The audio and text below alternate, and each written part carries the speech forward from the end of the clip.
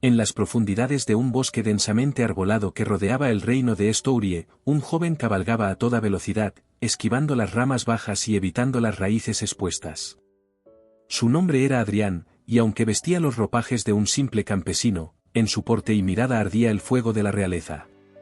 Hijo del rey Leopold y de la reina Marian, Adrián había sido enviado en secreto a vivir con una familia de campesinos lejos de la corte para protegerlo de una profecía que auguraba la caída del reino a manos de un príncipe de sangre dividida. A medida que Adrián crecía, los rumores de su verdadera identidad comenzaron a circular, lo que finalmente lo llevó a abandonar su refugio en busca de respuestas. No solo quería descubrir si era realmente el príncipe perdido, sino también entender qué significaba la ominosa profecía para su futuro y el de Estourie. Al llegar a la ciudad capital, Astor, Adrián se encontró con un reino en el borde del caos. Su padre, el rey Leopold, había muerto bajo circunstancias misteriosas, y su hermano mayor, el príncipe Caschen, había ascendido al trono. Caschen era un líder severo y despiadado, cuyas políticas restrictivas habían sembrado discordia entre la nobleza y el pueblo. Adrián se infiltró en el palacio durante un baile enmascarado, usando una máscara dorada que ocultaba su rostro, permitiéndole observar y aprender más sobre la corte sin revelar su identidad. Durante el baile, conoció a una joven noble, Lady Hilare, que se mostró escéptica y crítica respecto al reinado de Caschen. A través de ella, Adrián empezó a entender las complejidades de la corte y los desafíos que enfrentaría si decidía reclamar su lugar como legítimo heredero. Mientras tanto, Caschen, consciente de los rumores sobre un príncipe perdido que podría desafiar su gobierno, había contratado a espías y cazadores para encontrar y eliminar a cualquier posible amenaza. Entre sombras y susurros, Adrián y Hilare comenzaron a descubrir una red de conspiraciones que podría no solo probar la identidad de Adrián, sino también exponer secretos oscuros de la familia real que muchos preferirían mantener ocultos. Con cada paso que daba en el palacio y cada secreto que descubría, Adrián se acercaba más a la verdad, pero también se volvía más vulnerable a las fuerzas que buscaban silenciarlo. Hilare, por su parte, se encontraba dividida entre su lealtad a su familia, quienes apoyaban firmemente a Caschen, y su creciente confianza y afecto por Adrián. La tensión en el reino se intensificaba, y la línea entre aliados y enemigos se volvía cada vez más difusa. Mientras Adrián se preparaba para enfrentar su destino, debía decidir hasta dónde estaba dispuesto a llegar para reclamar su herencia y si el precio de la verdad valdría el trono de Estourie. Mientras Adrián se adentraba más en los entresijos de la corte, comenzó a asistir a reuniones secretas de un grupo disidente que se oponía abiertamente a la tiranía de Caschen.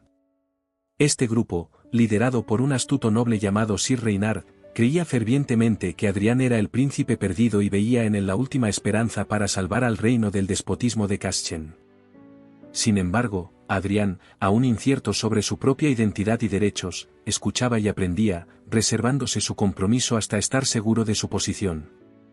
Lady Hilare, por su lado, se encontraba en una situación igualmente complicada. Su familia, que había ascendido en la corte gracias a su lealtad inquebrantable hacia Caschen, no sabía de su involucramiento con los disidentes ni de su creciente cercanía a Adrián. Cada encuentro con Adrián la hacía cuestionar más sus valores y los de su familia, poniendo en duda si el poder y la seguridad que ofrecía Caschen justificaban sus métodos brutales y represivos. Una noche, durante una de estas reuniones clandestinas, el grupo fue emboscado por la Guardia Real. En el caos, Adrián y Hilare lograron escapar gracias a la ayuda de Sir Reynard, quien se sacrificó para permitirles huir. Este evento marcó un punto de no retorno para Adrián, quien ahora veía cuán lejos llegaría Caschen para mantener su poder, y también solidificaba la alianza entre él y Hilare, quien finalmente decidía ponerse del lado de la verdad y la justicia, renunciando a los privilegios de su posición en la corte.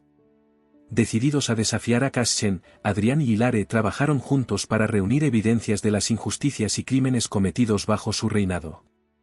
Durante sus investigaciones, descubrieron documentos que no solo confirmaban la manipulación y corrupción de Caschen, sino que también revelaban que la muerte del rey Leopold había sido un asesinato orquestado por el propio Caschen para acelerar su ascenso al trono. Armados con esta información, Adrián y Hilare planearon una última reunión con los nobles y líderes del reino que aún podían ser persuadidos para cambiar de bando. En una tensa y decisiva reunión en los antiguos salones subterráneos del castillo, presentaron las pruebas ante los asistentes, exponiendo las atrocidades de Caschen y proclamando la legitimidad de Adrián como el verdadero heredero al trono. Caschen, enterado de este movimiento, convocó a sus leales para preparar una defensa brutal contra lo que consideraba una insurrección. El choque entre las fuerzas leales a Adrián y las tropas de Caschen era inminente. Sin embargo, en las horas previas a la confrontación, Adrián recibió una oferta sorprendente, un encuentro cara a cara con Caschen para negociar los términos de una posible rendición. Intrigado y cauteloso, Adrián aceptó la reunión, que tendría lugar en la neutral capilla real al amanecer, bajo la promesa de una tregua temporal para Parly. Mientras Adrián se preparaba para este encuentro, que podría determinar el futuro de todo el reino, Hilare y sus aliados se aseguraban de que el joven príncipe no enfrentara solo esta última prueba. Sabían que en juego no estaba solo el trono, sino el alma misma de Estourie. Al alba, bajo la pálida luz que filtraban los vitrales de la capilla real, Adrián se encontró frente a frente con Caschen. El aire entre los dos hermanos estaba cargado de tensión y desconfianza, pero también de un reconocimiento tácito de su conexión compartida, alterada por años de secretos y mentiras. Caschen, vestido con su armadura ceremonial, proyectaba una imagen de poder inquebrantable, mientras que Adrián, aunque menos imponente en apariencia, emanaba una resolución tranquila y una determinación firme. Caschen fue directo al grano, ofreciendo a Adrián un lugar a su lado en el gobierno si renunciaba a su reclamo al trono y desistía públicamente de cualquier acusación contra él. Caschen argumentó que su liderazgo había traído estabilidad y que su alianza podría unificar y fortalecer el reino contra futuras amenazas. Sin embargo, Adrián, conocedor de los crímenes de su hermano y de su capacidad para manipular y controlar, rechazó la oferta, proponiendo en su lugar que Caschen abdicara y se exiliara, asegurando así una transición pacífica del poder. La propuesta de Adrián fue un golpe para Caschen, quien, sintiéndose traicionado y acorralado, descartó cualquier pretensión de diplomacia. En un momento de ira contenida, reveló que tenía rehenes, aliados cercanos de Adrián capturados la noche anterior, y que su seguridad dependía de la cooperación de Adrián. Consciente de la gravedad de la situación, Adrián tuvo que pensar rápidamente. Propuso un juicio público donde ambos hermanos presentarían sus casos ante los nobles del reino, permitiendo que la ley y el pueblo decidieran su destino. Sorprendentemente, Caschen aceptó, confiado en su influencia sobre los nobles y en su capacidad para manipular el resultado a su favor. Los días siguientes al acuerdo se convirtieron en un frenesí de preparativos.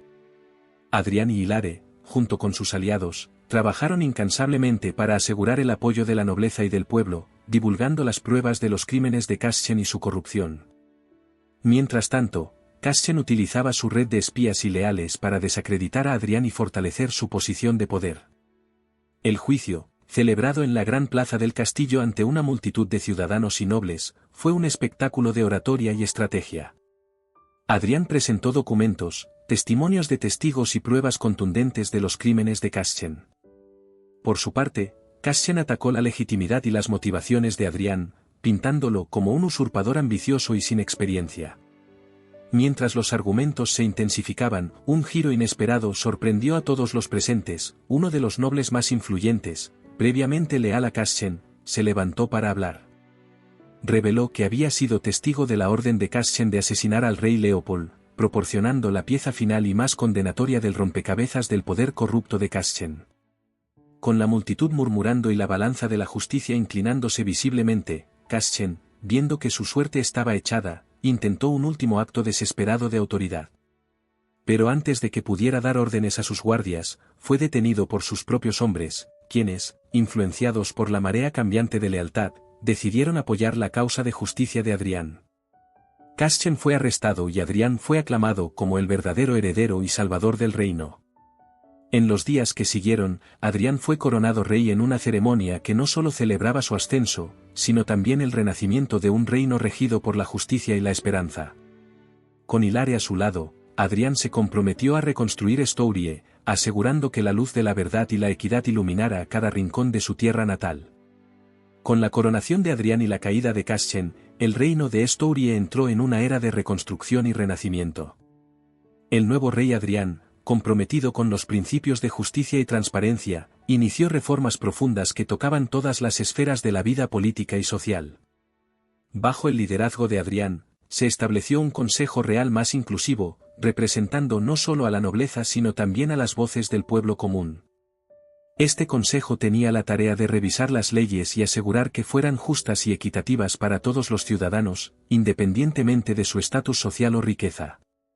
La educación se convirtió en una prioridad para el nuevo gobierno. Se fundaron escuelas en todas las regiones del reino, destinadas a educar a los jóvenes de todas las clases en literatura, ciencia y las artes, así como en principios cívicos.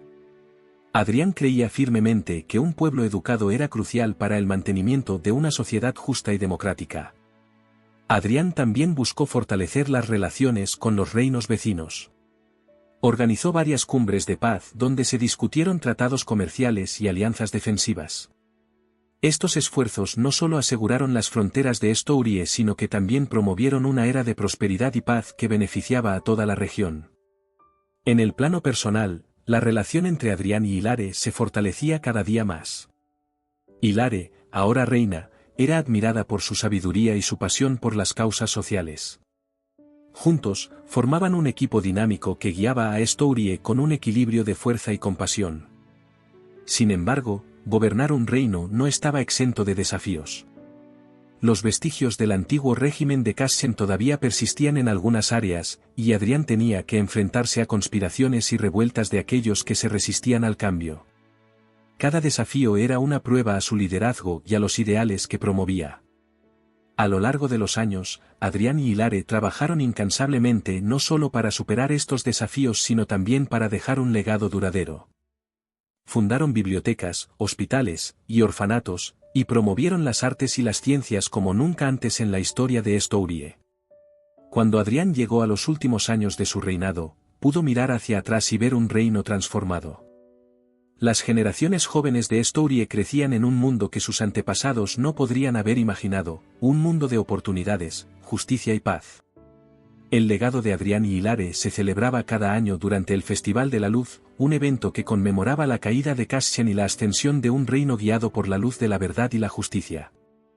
Durante el festival, la historia de príncipes falsos y verdaderos se contaba a las nuevas generaciones, recordándoles siempre los valores de coraje, integridad y compasión que deben guiar sus vidas. Así, con el libro de la historia de Estourie continuamente enriquecido con nuevos capítulos de paz y progreso, Adrián y Hilare finalmente pasaron la corona a su hijo, seguro en la sabiduría de que el reino permanecería fuerte y próspero bajo su cuidado, y que las sombras del pasado habían dado paso a una era dorada de luz y esperanza. El hijo de Adrián y Hilare, el príncipe Emeric, había crecido bajo la tutela de sus padres, imbuido de los mismos ideales de justicia, sabiduría y benevolencia que habían guiado su reinado. Sin embargo, asumir el trono después de una era tan dorada no fue tarea fácil para Emeric. Si bien había heredado un reino en paz y prosperidad, también enfrentaba la presión de igualar o incluso superar las hazañas de sus predecesores. Emeric, consciente de los desafíos de su nueva responsabilidad, decidió embarcarse en un viaje por el reino antes de su coronación. Quería ver de primera mano las condiciones de su gente y entender sus necesidades actuales, un eco de las jornadas que su padre realizó al comienzo de su propio reinado.